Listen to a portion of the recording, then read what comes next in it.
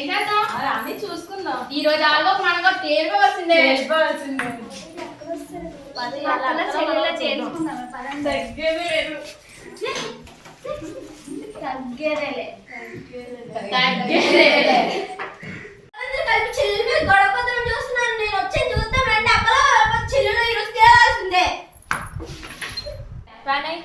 అమ్మాయి ఏంటి అక్క అంత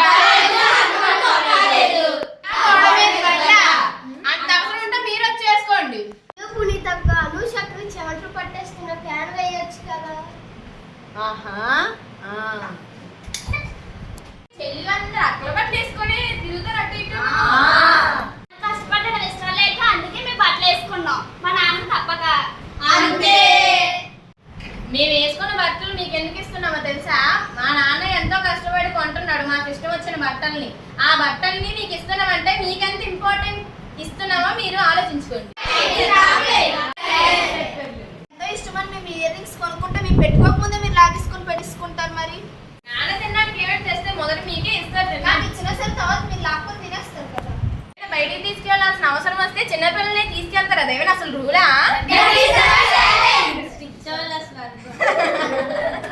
అక్కలందరూ చెల్లెలు పెద్ద నుంచి అలా ఇస్తారు కదా. చెల్లెలు అందరూ అక్కడ ననిమని ఉండాలి. చిన్నవాళ్ళు ఎందుకు ఉండాలి? పెద్దవాళ్ళు ఉండకూడదు ఏంటి? ఇంటికి పెద్ద కూతుర్లు కాబట్టి ఇప్పుడు పెద్దవాళ్ళు మంచిదే కదా కోరుకుంటారు. పెద్దవాళ్ళు మంచిని చిన్నపిల్లలు కోరుకుంటారు. ఆ చిన్నపిల్లలు మంచినే పెద్దవాళ్ళు కోరుకుంటారు.